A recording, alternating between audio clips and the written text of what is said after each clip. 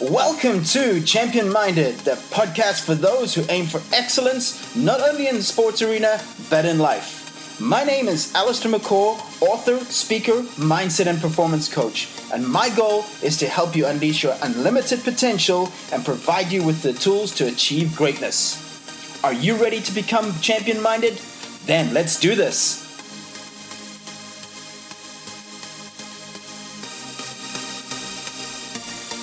Hey everyone, welcome to the Champion Minded podcast, or welcome back to it. I'm Allistair McCaw. In this episode, I'll be talking to Steve Cooke.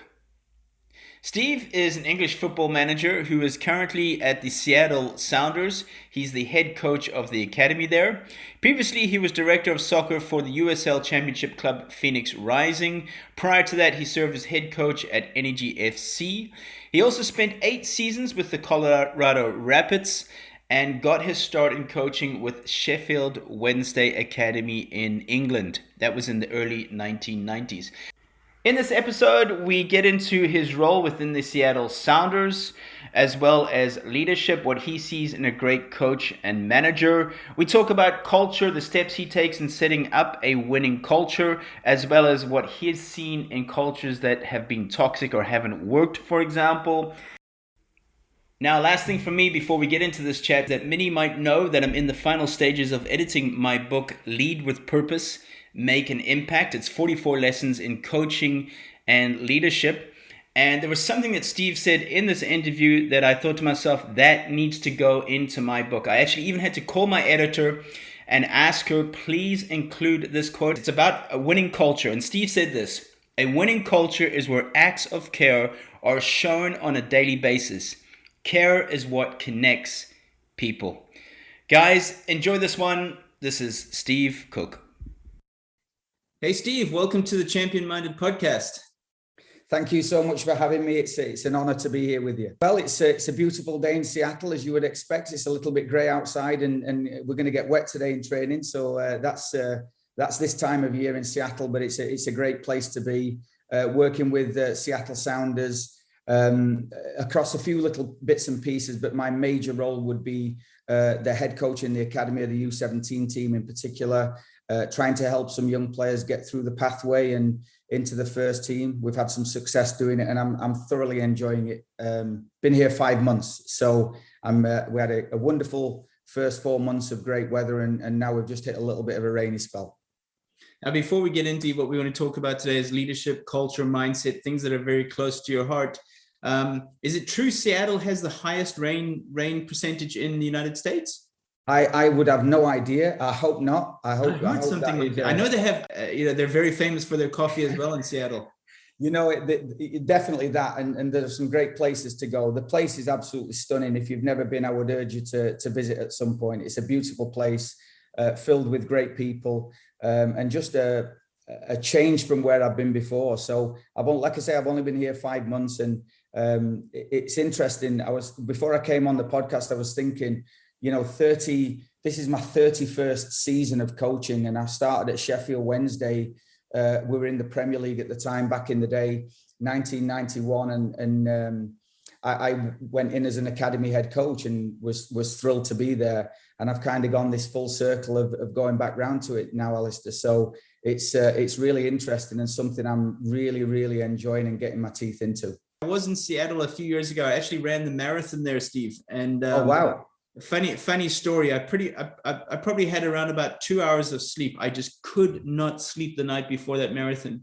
And I was going for a sub 3 hour. And I was on track until pretty much the last mile, where I decided, well, you know what? I've got a bit of time. I'm going to just stop, have my last drink, just put down a water quick. It must have been a matter of 10 seconds. And I missed a 2:59.59 by 4 seconds, just wow. That one stupid error, a mile to go. So that's my memories of Seattle. But yeah. Moving on, I want to go back to, you spoke about Sheffield Wednesday, and you were a semi-professional footballer. You did your first FA coaching course at the age of 16. Now, obviously, That's incredibly young for a footballer to be thinking of coaching badges and so on and so forth. What was the mindset behind that? It's a really interesting story, I think. And if you're asking me, I made the decision. I don't think I did. I think it was my dad who made the decision even as several years younger than that, my dad at Christmas bought me this book, Soccer Tactics and Skills, by a guy called Charles Hughes, who was the head of the FA coaching department at the time. And Charles Hughes at the time was a very notable figure in world football and had some ideas and really looked at some data stuff and all the rest of it. And the FA had this book, and I was maybe about 12 or so, 13, and I got this book for Christmas and thought, well, there's a gift I'll put to one side. You know, it wasn't a gift that you would look at these days and say, wow, that's incredible. But when I look back, it was probably one of the greatest ones I ever received, because a few years later, I go on the FA Preliminary Award course, as it was called at the time. I was a young player in Sheffield, and there were 5 or 6 great professional players at Sheffield Wednesday there at the same time on the coaching course, some who've gone on to great management careers.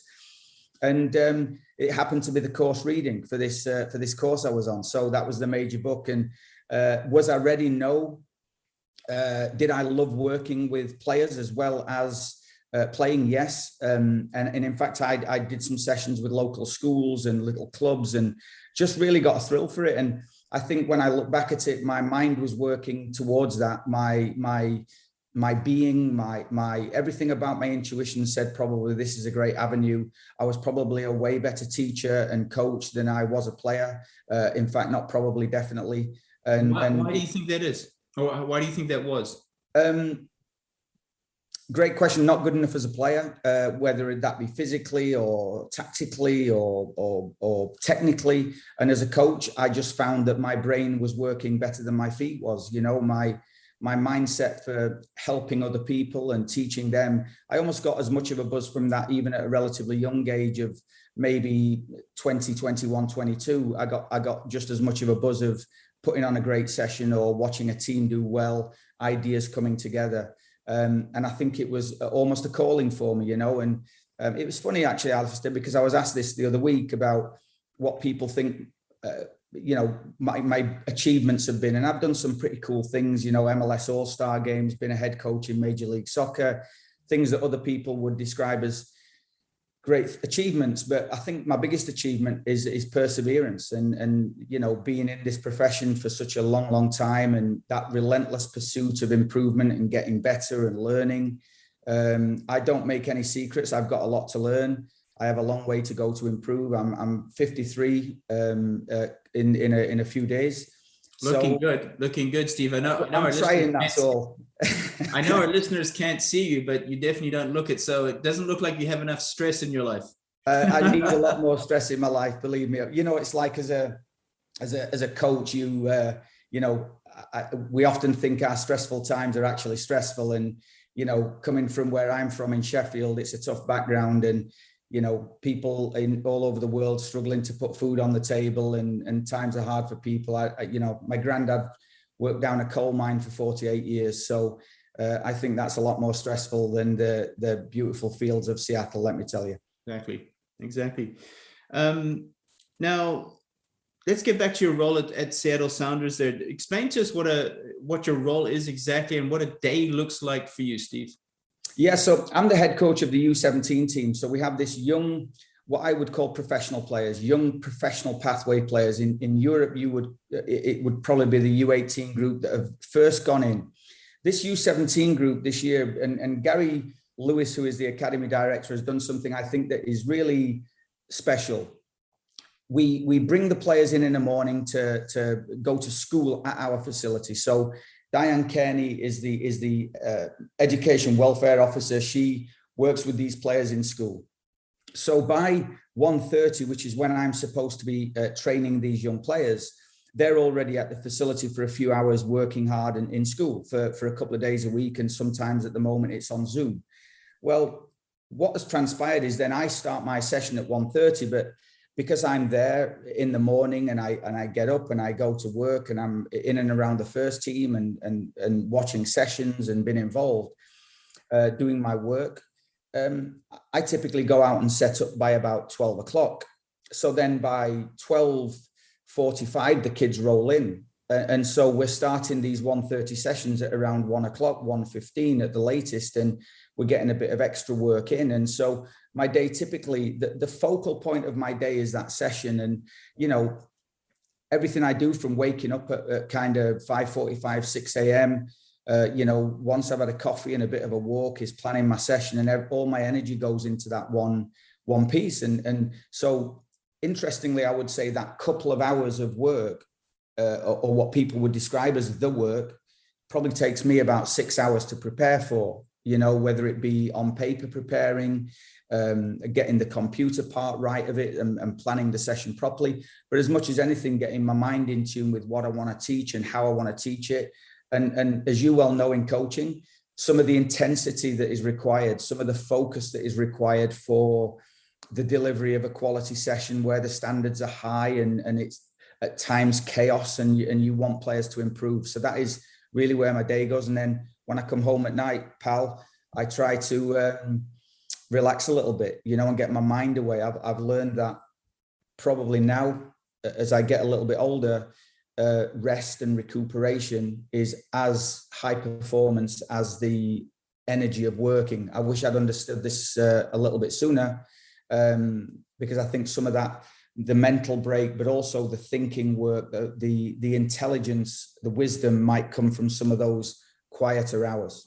Well, there's so much I actually want to dissect in this bit. And first of all, how do you balance that lifestyle? Because we obviously know in football, especially elite football, it's very demanding. It's, you're pretty much switched on 24/7. So how do you create that balance? Oh, balance. This is a word that is very hard to find, I think, in reality. It's funny, actually, I saw a thing by Tim Grover the other week, and his quote was, before he went on to elaborate, "The rings are beautiful, the war is ugly." And I think if people actually know what goes into it, and some of the lonely hours as well, Allistair, as a head coach in particular, as at a professional level, and the intensity at an elite level, you spend some hours second guessing things you've done, or you wish you'd have done things better or differently. And some of those hours are tough. And sometimes, I'm divorced, so that might tell you something about some of the balance that I failed with in the past, putting the work and before things that are truly, truly important, and I think I've learned over the years now that I don't know whether it's balance as well as is the life work balance is actually all the same. It's all life, and you have to find the way to make it part of your life and live in this elite environment, and also maintain the zest for life, the positivity, the energy for all aspects of your life. And I will say, I would imagine at levels much higher than I've been at, this would be one of the greatest challenges for all coaches and all leaders, I think, is that it can be all consuming. And at times, if you're not careful, you can get lost in that world. Yeah. I think it's something I wrote about in 7 Keys to Being a Great Coach. My first book was, where there are priorities, there's going to be imbalances. Would you agree with that? I think that is such a true statement.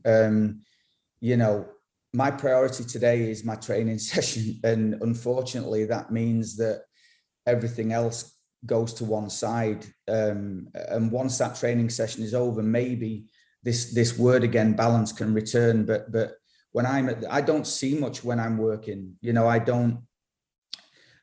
people can be in the stand watching the training session, and I don't notice things because I'm truly focused. And I think maybe that's one of the things I need to work harder on, to be a bit more less intense. But I think that authenticity of being who you are and being the person that you want to be, especially at those moments. But again, I think you're searching for something here that we may never find, which is that balance in a professional like ours. I would imagine it's the same, anything that is done in the public eye where high performance is almost an expectation. I think it's probably quite difficult to find that sense of balance. I tell you, I'm loving this conversation already. And, I especially love an interview where I've planned this all so meticulous out in paper, and it's just all over the place right now, which is awesome, because it just means that the conversation is flowing. So plan for the chaos. I want to go into the standards that you drive, because a massive part of your success has come down to your self-discipline, your standards, which you drive high standards. You mentioned there that Your players are on the field earlier than expected. Vince Lombardi used to talk about Lombardi time, being there 15 minutes early. That's be something you kind of endorse as well. Where do you feel that you got that influence from? You brought up in Sheffield. Would you say your upbringing has given you this discipline and these standards you have today? Yeah, I think various mentors along the way, grandparents, parents, people at a very young age, making sure that those kind of traits, those character traits, those behaviors were not only expected, but they were mandated. It wasn't something that you could get away from. And then I think you also have to have that. It's a bit like that nature nurture argument, right? You have to be a little bit that way as well. And you have to be pushed and cajoled and at times moved in that direction. I don't get it right all the time, Allistair. I don't want people listening to this thinking that I'm this absolute saint of a person, because I'm definitely not that. I've made a lot of mistakes and I've done a lot of things that I would consider now to be really poor. But I think that's the secret of this, is you learn, you move on. And in terms of those standards, I think that the best part of that I've ever heard is that it's the way we do things here. And I think obviously I am that way of a person, but also Seattle Sounders bring that out in you as well. And most places I've been have brought that out, where, driving these standards daily becomes who you are. And I don't know whether that is a given. I think we often talk about things like hard work and commitment and effort and perseverance like they are givens. And yet we talk about talents of running fast or lifting heavy in a gym or being so technically, tactically aware as abilities. Well, I actually believe firmly in the idea that hard work is also an ability that can be improved. And I think effort every day and the relentless pursuit and being a great teammate are not just givens that we attribute to, those that we consider good characters, but I think they can be improved and learned. And I think they're just as important as all of the physical and technical gifts that we believe are the actual gifts. How important is it, for example, you spoke about the Seattle Sounders values and so on and so forth. You have yours as well. So, not everybody's in your position where you might have a choice of certain clubs to go to. Yeah. But sitting down for that interview and making sure that your personal values align with the organization that you're going to work with. And this is something I feel not enough people do. They just want to get that tracksuit on. They just want to be in that club or in that organization, instead of taking time to say, do these things align with me? Now, I understand that not everybody is in that position, but how important is that for you to make sure you're joining an organization where there's alignment in your values? Well, I'll tell you a story, and it's interesting you've asked this question, and obviously I don't know what you're going to ask me here. It's remarkable you've asked me this. That's the reason I'm in Seattle. That's the reason I'm here at Seattle Sounders. So I left Phoenix Rising back in April. There were some things there that I didn't necessarily agree with, and probably some things about me that they didn't particularly want as well. And it went into what I would have called less elite in certainly the academy and the way we were building players. And I was talking to a couple of other MLS clubs at the time about going and working in those places. And, like a lot of places, they'll ask you for a presentation, they'll ask you for a resume, they'll ask you to come on interviews 1 and then interview 2 and maybe interview 3 and all the rest of it. And I was going through that process. And then out of the blue, one Sunday evening, believe this or not, on the Monday morning, it was going to be the first ever time in my life where I either didn't have a job lined up or wasn't going to receive a salary. And on the Sunday night, I got a text from a guy here at Seattle Sounders who's called Brandon Moran, who came as a performance coach at Phoenix for a little bit, known him for quite a long time. And he texted me some funny little quip about how Phoenix and Tacoma Defiance, the reserve team here, were neck and neck in the yellow card charts. And I sent him a text back saying, that's fun. I said, but I'm no longer at Phoenix. So obviously the word hadn't really got around that I'd left. And he said, really? Well, there might be an opening here for you. Would you be interested? And you know, yes, obviously, I'm really interested, but you know, you don't know the story at the time. Well, a day later, I got a text from Henry Brauner, who is the director of player development. A day later than that, I've got an interview set up via Zoom. And on the Wednesday morning, I go on Zoom, much like we're doing here, and I'm ready for this interview. And I asked them the night before, can I prepare anything for you? No, it's okay. It's just going to be informal. Well, I got on the conversation, no presentations, no particular desire to find out too much about my tactics or what I felt about the game of football. But what they did ask me about me personally, and even questions like, what are my doubts and fears? And questions like you've asked me today that broadened the conversation. And it was really, really interesting because I had an immediate connection with Gary Lewis and Henry Brauner. And they said to me, and I was actually on my way to Vegas, my daughter was graduating. So I finished the interview, got in the car, and he said, tomorrow, he said, Garth Lagerwey, who's the GM here, and Craig Weibel will probably give you a call. So I'm in the car. Half an hour later up the road, I get this call from a number that I don't recognize, and it's Garth Lagerwey, who's, as you know, an incredibly well thought of and high performing general manager, just been an incredible person in our profession. And he gets Craig Weibel on the phone as well. And half an hour later, I thought, I don't know whether I've been offered a job here or whether people think I might be not interested or too qualified or whatever, but the connection, Allistair, was the humans. It was the people. It wasn't Seattle Sounders winning MLS Cups. It wasn't money. It wasn't anything to do with other than I felt aligned with people, and everything I said, they said, we could find an agreement and that level of collaboration. And it just seemed like something really interesting. Gary Lewis said something important to me. He said, we'll give you a call tomorrow and discuss what we're going to do. Well, an hour later, after speaking to Garth, I'm still on the road. He called me and said, we're going to offer you the job. And I said, would you mind letting me know what that means? That what's the situation?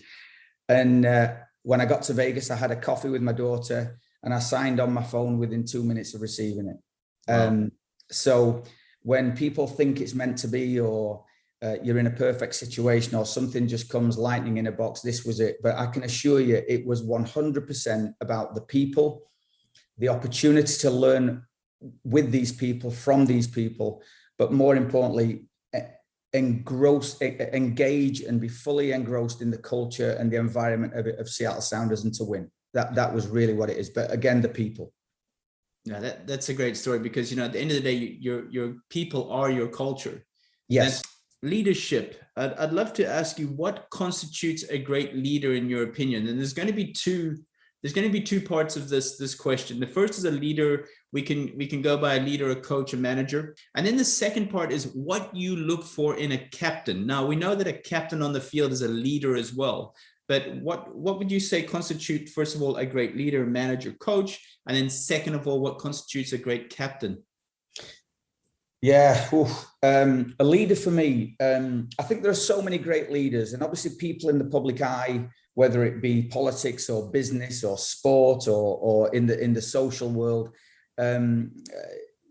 catch the eye. And I think most people have leadership qualities in them. It might be leading a family. It might be leading a small business. It might be leading a couple of different people. And I think everybody has this. Some will never know the names, but I think the reality is that many, many people do great work. If you ask me what a great leader is and who I believe they have the ability to inspire. They have the ability to enthuse so many different people and connect people with discipline and organization to a common goal, a common thread. And I think I see that in Seattle.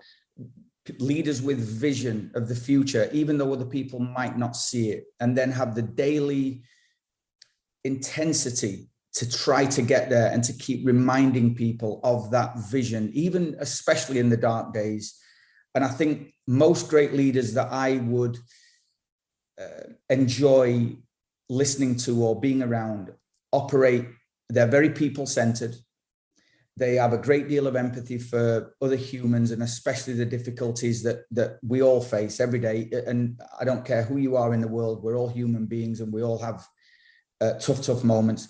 And I think they have that love for people, and they use that word love quite often, I think, a lot of people. And when I look at true leaders, you know, Nelson Mandela, Muhammad Ali, Martin Luther King, people who transcend, they're iconic, but they transcend just their small field and go into world society and are leaders of massive numbers of people, and even leaders of people like myself who will never meet these people, will never know these people, but even just reading about them. Sir Alex Ferguson, I think, is something from our sporting world. Phil Jackson from our sporting world. Greg Popovich, Steve Kerr, they have this ability to not just lead their team and their group and their local community, but I think they can speak to the much broader world population as well. And these are people who, I'm sure they're determined, I'm sure they're relentless, I'm sure they're on time, I'm sure they plan sessions, I'm sure they do all that, but they're just a bit larger than life in terms of being able to have other people aspire to be better. What do you look for a captain in your team? First off, I think the player has to be good enough to be in the team. You can't just pick a great person who might not be one of the better players. And so they're going to have to be on the field. So a captain on the field is really what I'm saying. But I think they have the character and they have the temperament to reflect the organization or the leader in general. And I think, you know, an obvious example would be Roy Keane and Sir Alex Ferguson, where he reflected him on the field. It might be Patrick Vieira at Arsenal, who a tremendous leader. We have Nico Ladero here, and when he was injured, we have João. And these guys are absolute reflections of the coaching staff and the organization as a whole. And I think all of these captains, I'll call them captains, but really they're leaders as well. We had Pablo Mastroeni in Colorado Rapids, who was just an amazing leader. Every single day they bring it to work. I'm sure James Milner, for example, Jordan Henderson at Liverpool right now with Klopp are exactly the same. And they then bring other people with them. And that captain almost gives everybody else that little 10% extra. So you're playing with an extra player. And I think if you can get that connection from the coaching staff to the captain, that then goes into the team, where the team are actually leading themselves, the team are accountable, the team take responsibility for not only their performance, but other people's performances. I think that's where the secret sauce lies. You know, I think this one's so important that in our culture here in Seattle, I can assure you that this group of players are so incredibly well disciplined. They are all leaders, and at the very bare minimum, each player leads themselves every day to be the best version of themselves, in my opinion. And I think that is where the great teams lie. I think Bruce Arena's doing a great job in Major League Soccer at the moment with New England, where and Brian Schmetzer here, Peter Vermees at Sporting Kansas City. These people have been around for a long time, but on the field, they all have these captain leaders that inspire so many other people as well. And in that, they lift the crowd as well, right? I mean, those fearless captains, they seem to have an ability to not just lift the team, but lift the crowd in the moments that it's needed most. Let me ask you this: who chooses the captain? Does the coaching staff, the management choose the captain, or does the players choose the captain? I think a bit of everything, right? It's not a monarchy where, you get to a certain age and somebody dies off and you get the armband. We've had Christian Roldan doing it here, who's an immense leader in so many different ways. We've had various players doing it. And I think players emerge, they appear, they make themselves known over the course of time. I think young players can do this job because when you look back at Tony Adams doing the job immensely well, nobody probably would have thought that David Beckham would be a great captain for England and all the great teams he played, but he was. And I think they emerge. I think managers and coaches pick them. And I think when the group of players that they're supposed to be the captain of and lead, pick them not by selecting them, but by following them and wanting to be just like them and respect them, I think this is where it becomes absolute gold dust, you know. And so I think it's that combination. If you're asking me who makes the final decision, I would think it's probably the head coach. But it's a bit of a two-way street. Do they pick themselves or do people pick them? And I think it's probably both. I mean, the ultimate thing a manager wants, right, is having confidence and having the trust that he can leave his change room, his dressing room, and the leaders are taking care of it. And I mean, that is, we know that was a massive part of Sir Alex Ferguson's success, was that, you know, he knew that the locker room was getting taken care of by leaders. And that's something I think Jurgen Klopp has developed there. And you just mentioned Jordan Henderson and James Milner, a unique situation. And there is more leaders there as well who are not afraid to speak up. We know that Andy Robertson isn't shy of putting in his as well. But, you know, I think that's one of the key things of great managers, great coaches as well, that they're not just finding, you know, star players, but they're finding star leaders. 100%. You know, if we were just to look at the model of Sir Alex, that's really what his teams were built of, was having those leaders. I think if you look at all the great teams, and I don't just mean sport teams, I'm talking whether it be business teams or political teams or the best movie makers in the world, when they bring that group of people together, they have a collection of great people. They have a collection of great leaders. And you said the biggest thing I think there is you use the word trust. And it's not just that the coach can trust the player. It's that all the players can trust each other, and the players can trust the coaching staff. And that comes from that authenticity. I think it comes from being vulnerable and being able to be open and share your fears and share your doubts and especially on the tough days. And we have these moments all the time in team sport where various things happen that are, you know, it might be a personal problem, it might be a professional problem, where we get to share our vulnerabilities and show a side of us that is authentic. And I think when we do that, it garners trust. And I had one just a couple of days ago where I was nearly in tears in front of my group because one of the young guys, a good friend of his, had died by suicide, and he was in pieces, this kid. And I get through the session. You know, I wake up just like today, where I think the only important thing in the world is my training session. Yet it wasn't, because this young man texted me in the morning and was feeling it, and nothing else was on my mind. I called my kids to check in with them, because it immediately takes you to a place that you don't necessarily want to be in. And we had a conversation with our group afterwards, and then another young man texted me later and said, you know, thanks so much for that.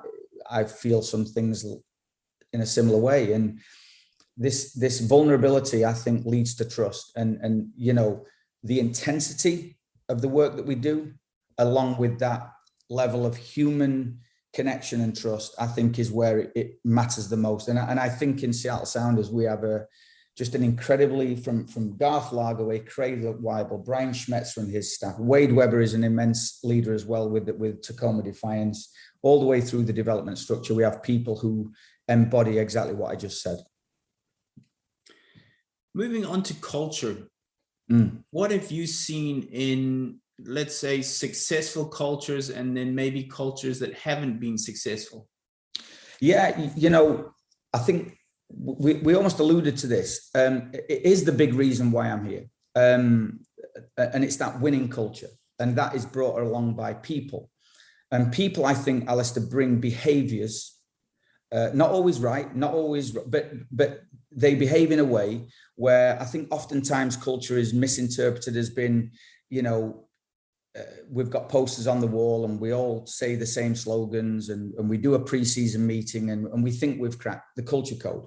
Well, the reality is, I think it's about small daily acts that show that we respect each other, show that we trust each other, show that we're hardworking, show that we enjoy what we're doing, show that we trust each other, show that we love each other and care for each other. And I think when we behave that way, And I don't mean behave like saints. I don't mean never call each other out and don't hold people accountable, because that's a big piece of it as well.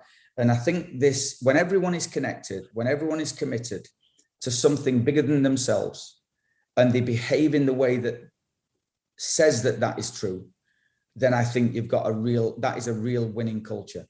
And Allistair, you know, we only ever really hear about the winning cultures because results go that way. But I've been in some environments where I think winning games and the culture was really poor. And I've been in some environments where we weren't quite doing well on the field and results weren't going a certain way. But the in-house culture was fantastic. We had a couple of lean seasons in Colorado, but under Oscar Pereira and under Pablo Mastroeni, I thought the culture was really, really strong and really healthy and really vibrant, and players loved each other and cared for each other and worked hard for each other. But sometimes results didn't go that way. And then it's only really noticed when you've won a load of games, right? And then we talk about that winning culture. But I think when everyone's committed, when everyone is absolutely connected to the cause of something bigger than themselves, you have a great culture. I love that. I love that. Probably one of the best ways I've heard a great culture being described. Yeah, absolutely. What are some of the steps you take in implementing a new culture? Well, let's just say the culture before was toxic, not ideal. What would be your advice, or what would be some of your steps of going into that new establishment? I think it begins before you go in, and you find out as much as you possibly can with limited information, have the conversations, try to find out as much as possible about where the group is at that moment or where the organization is at that moment. From there, you when you get there, you try and listen, you try and learn. I think I've made the mistake in the past of trying to rush it and implement everything I want to do within too short of a period of time. I think there has to be, I would say this, in the really micro, it is hard work and effort. Let's go, we're going to implement this stuff, but have long-term patience, because it's not going to happen in a month, 6 months, a year even. It can be quite a while if you want to build a culture. And I think some of the great leaders that you've just mentioned, when they implement a new culture into an organization, they actually have a few lean years. And I think if the organization, if the people are really patient, while working extremely hard every single moment that they can in the daily, I think you have a chance of improving. But I think listening and learning, and I don't think you can ever ignore as well, Allistair, the community that you're in, because every community has its own, you know, it's different in Florida where you are than it is in Washington. It's different in, you know, the Midwest in Kansas City than it is in the Northeast in New York City. So I just think that each place brings its own different sets of people, and you have to learn. But at the very core of implementing a culture, if you're the leader, I think it has to be a reflection of you. So if I watch a team play, I think that the best way I could describe it in football terms at the moment is you watch a game on Sunday with Liverpool. That team, on that particular day, you can see Jurgen Klopp playing the game. There is a reflection of Klopp on that field playing that game. And I think when you see that the organization and the team has that reflection of who you are, and that isn't always like Jurgen Klopp. At times it's going to be like Brendan Rodgers. At times it's going to be, you know, like Phil Jackson. It's going to be a lot of different ways. But I think when there is that authenticity, and again, I come back to this, Allistair, the behavior. If you want to change culture, behave that way, you know. And sometimes it's not going to work, right? For many, many reasons. I think when I left Oklahoma City, we couldn't quite tie in the soccer side. There were some things I'm really proud of there, but we couldn't quite get the front office, the executive staff on board with the soccer side. And there was a little bit, it was actually a separate company, would you believe? So it was a different company. And there was this, I think, reluctance to kind of enmesh together. And that caused, I think, some difficulties, you know. And I think probably, like you said, don't just go to a place because you think it's going to be cool, or they pay more money, or you get a bit of notoriety. That was probably something I learned there. But again, you have to manage upwards as a leader. I think unless you're the owner, you've got to manage upwards.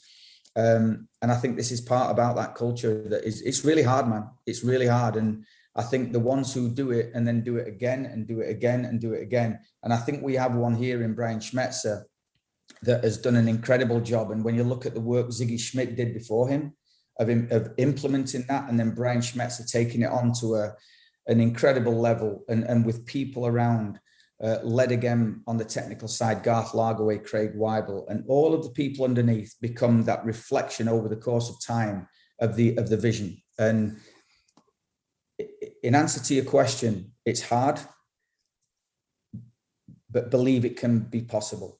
Go and believe. And so that anyone listening, I would say, go and put your authority on it, put your stamp on it, put your vision on it, put your feeling into it, your intuition, and love it, knowing that there are going to be some days when you wonder what you ever got into, and how lonely it seems, and you're going to have some nights on your couch at home where the TV's on but you're not watching, and I think but when you see it spark, and when you see it come, and when you're around people who are loving it and enjoying it the same way that you feel, man, there may be fleeting moments at times, but there's no better feeling. There's no better feeling.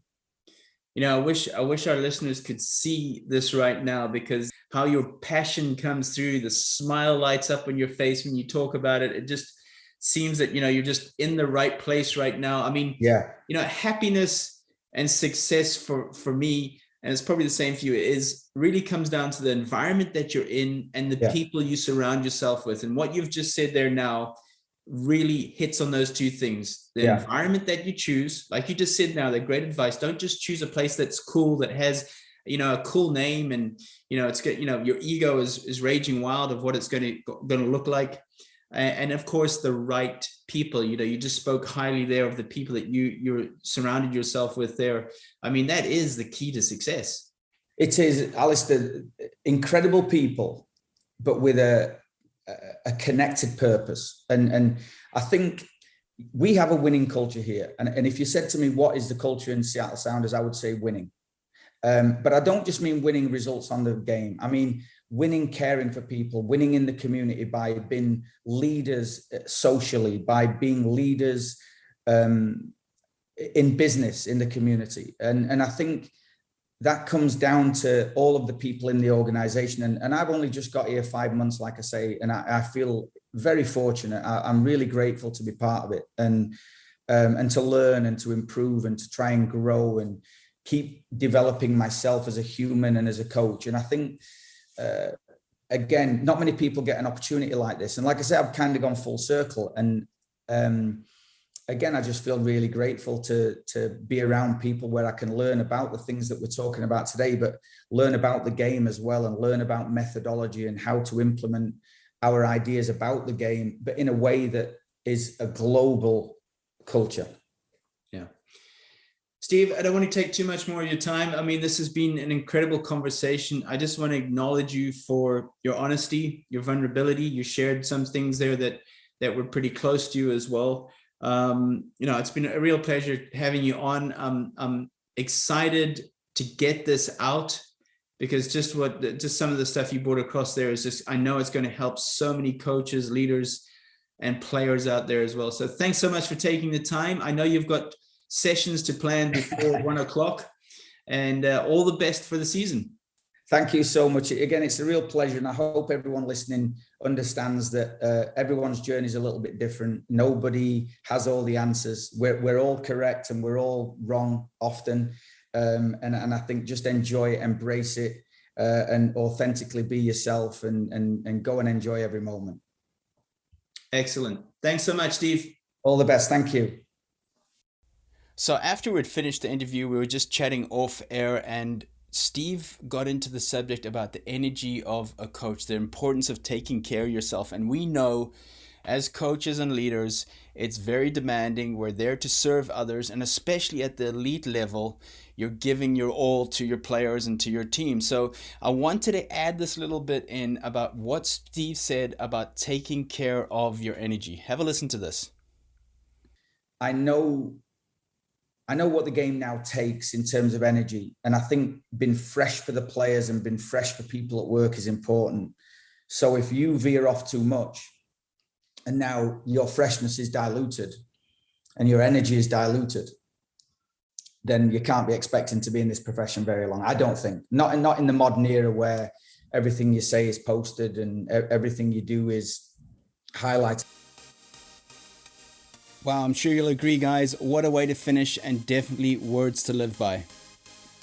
A reminder that my new book, Lead with Purpose, Make an Impact, should be available on Amazon from December the 1st, 2021. It's 44 lessons in coaching and leadership. And no matter what field you're in, be it sports, corporate, education, whatever, I know it's a book that will be very, very useful if you are in a leadership or coaching position.